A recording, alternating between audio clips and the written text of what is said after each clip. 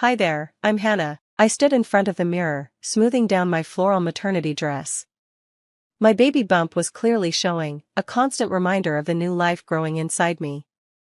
Today was supposed to be a happy day, my baby's shower, but as I looked at my reflection, I couldn't shake off a feeling of worry deep in my stomach.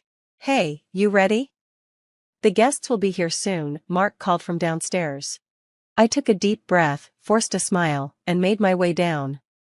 Mark was busy in the living room, setting up chairs and hanging the last decorations. He gave me that charming smile, the one that made me fall in love with him years ago, but lately, it felt distant. You look beautiful, he said, giving me a quick kiss on the cheek before going back to his tasks. I wanted to stop him, to make him really look at me, and ask why he seemed so distracted lately, but I held back. Today was about celebrating our baby, not bringing up our issues. The doorbell rang, and Claire burst in, arms full of gifts and decorations. Hannah, you look amazing. You're glowing, she exclaimed, giving me a warm hug. I relaxed, grateful for her support. Thanks for coming early to help set up, I said as we started arranging snacks and games. Claire lowered her voice. How are things with Mark? I glanced at my husband, who was now fiddling with the sound system. Fine, I lied.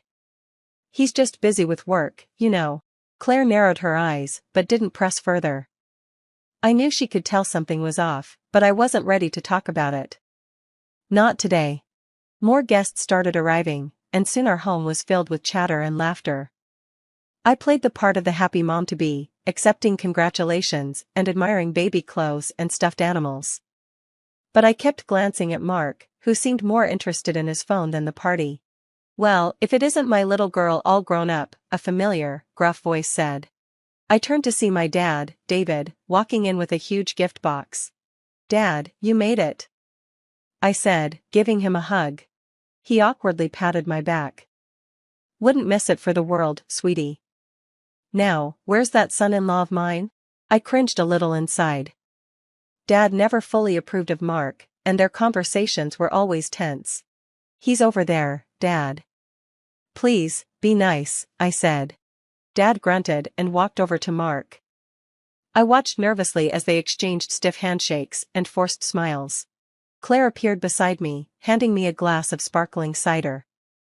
Your dad's still giving Mark a hard time, huh? I sighed.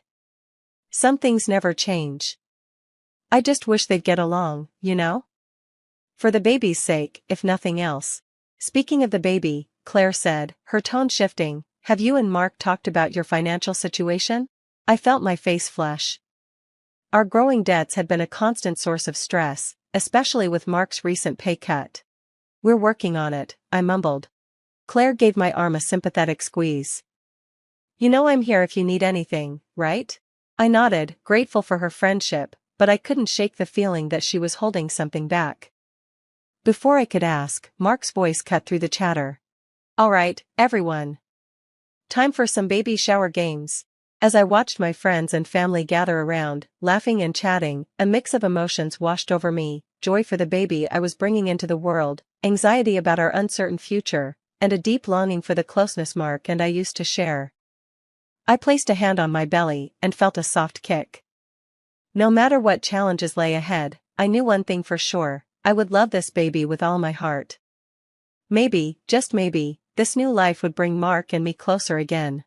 Little did I know, the baby shower was just the beginning of a journey that would test everything, my relationships, my marriage, and even my own identity. The room buzzed with laughter and conversation as we moved on to the gift opening. I sat in a chair decorated with pastel ribbons, surrounded by presents. I felt both excited and uneasy. Mark stood beside me, his hand resting lightly on my shoulder, but his eyes kept drifting to his phone. All right, everyone. Gather round, my dad's booming voice cut through the noise. It's time for a toast to the parents-to-be. I felt a knot form in my stomach. Dad had that look in his eye, the one that always meant trouble. He raised his glass, and the room fell silent. To my beautiful daughter, Hannah, he began, his voice filled with emotion. I've watched you grow into an amazing woman, and I know you'll be an incredible mother. I felt a bit comforted by my dad's kind words, but then his tone changed, turning cold as he looked at Mark. "And to my son-in-law, Mark," he began. "I had such high hopes for you. I trusted you with my daughter's heart." The room grew tense. My heart started racing, and I gripped the arms of my chair. "But it seems I was wrong about you," Dad continued, his voice full of anger. "You see, folks, our Mark here hasn't been busy with work like he's been saying, he's been busy with another woman." Gasps filled the room. I felt all the blood drain from my face. I turned to look at Mark, who had gone pale, his eyes wide with guilt and shock. "Dad, what are you talking about?" I managed to say, my voice shaking. But my dad wasn't done. With a dramatic gesture, he pulled out a stack of papers from his jacket. "I have proof," he said. "Text messages, photos, hotel receipts, all right here for everyone to see." He began handing out copies to the stunned guests. I watched in horror as my friends and family read the private details of my husband's supposed betrayal. "How could you?" I whispered to Mark, tears filling my eyes. Mark stammered, "Hannah, it's not what it looks like. I can explain." But his words felt empty. I looked around the room and saw pity and shock on everyone's faces. Then I noticed Claire, and my heart sank even further. She wouldn't meet my eyes, her face full of guilt and conflict. Had she known all along? "Get out," I whispered to Mark, barely able to speak. "Hannah, please," he begged. I said, "Get out," I shouted, surprising even myself with the anger in my voice. Mark slunk out of the room, and murmurs of shock and sympathy filled the air. My mother rushed to my side, trying to comfort me, but I shrugged her off. I turned on my father, fury replacing my shock. "How could you do this? How dare you turn my baby shower into a spectacle like this?" Dad looked surprised. "Sweetie, I did this for you. You deserve to know the truth." "The truth?" I laughed bitterly. "The truth is, you've always hated Mark. You've been waiting for the perfect moment to ruin everything." "Hannah, that's not fair," Claire finally spoke up. "Your dad was just trying to protect you." I rounded on her. "And you? Did you know about this? Is that why you've been acting so strange lately?" Claire's silence said it all. I felt another wave of betrayal wash over me. "Everyone, please leave," I said, my voice shaking. "The party's over." As the guests slowly filed out, murmuring apologies and offering support, I sat alone in the chair, surrounded by half-opened gifts and the scattered evidence of my shattered life. My father approached, his face a mix of concern and defiance. "Hannah, I know you're upset, but don't." I cut him off. "Just don't, Dad, you've done enough." Left alone in the aftermath of the chaos, I placed a hand on my swollen belly. My baby kicked, almost as if sensing the turmoil. "It's just you and me now, little one," I whispered, tears streaming down my face. "What are we going to do?" As reality set in, a flood of emotions overwhelmed me: anger at Mark for his betrayal, fury at my dad for humiliating me in front of everyone, disappointment in Claire for keeping secrets, and a deep sense of loneliness. But beneath all the pain, there was something else, a small flicker of relief. I made a decision. I wouldn't let this destroy me. For my baby's sake and for myself, I would find a way through this mess. Little did I know, the revelations of that day were just the beginning. The coming weeks would challenge me in ways I never imagined, forcing me to face hard truths about my relationships, my marriage, and even myself.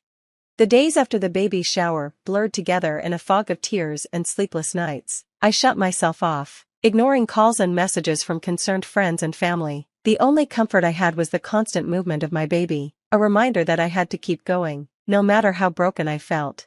One afternoon, as I sat on the couch, I heard voices drifting through the open window. It was Claire, talking quietly to someone outside. I should have told her sooner. I heard Claire's voice tremble. "I saw Mark with that woman weeks ago. I just didn't want to be the one to break her heart."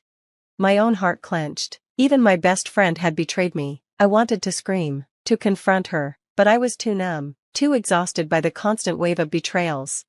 Days turned into weeks, and I knew I couldn't hide forever, especially with a baby on the way. I needed to face reality, so I called Mark. He arrived looking worn out, dark circles under his eyes. As soon as he saw me, he broke down. "Hannah, I'm so sorry," he sobbed. "I made a terrible mistake. I never meant to hurt you." I listened as he poured out his regrets, explaining how he felt stressed and unappreciated, but his words felt empty. Nothing he said could take away the pain he had caused. I want to try and fix this, Mark pleaded. For us, for the baby, we could go to counseling.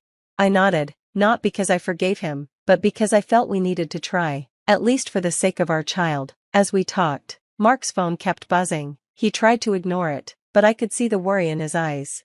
What's going on, Mark? I asked, suddenly on edge. Is there something else you're hiding?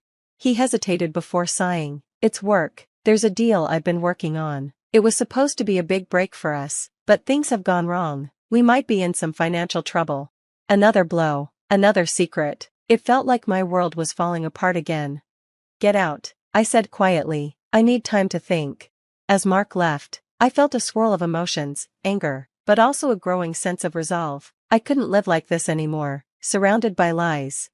The next day, I called my father. The conversation was tense, filled with long silences. I thought I was protecting you, he finally said. I couldn't stand seeing that man hurt you. But you hurt me too, Dad, I replied, my voice shaking. You took away my choice. You humiliated me in front of everyone. He didn't have an answer for that. As we ended the call, I felt a weight lift from my shoulders. I had finally spoken my truth, and now I could begin to heal. Hannah's journey through betrayal and self-discovery has come to an end, but now we turn to you.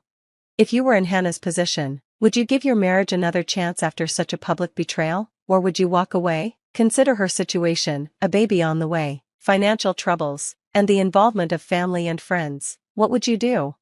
Share your thoughts in the comments below. Your perspective could help others in similar situations. If you found Hannah's story compelling, please like this video. It helps us reach more people who may benefit from these discussions. And if you want more content exploring relationships and personal growth, hit that subscribe button. Your support means everything to us and helps our channel grow.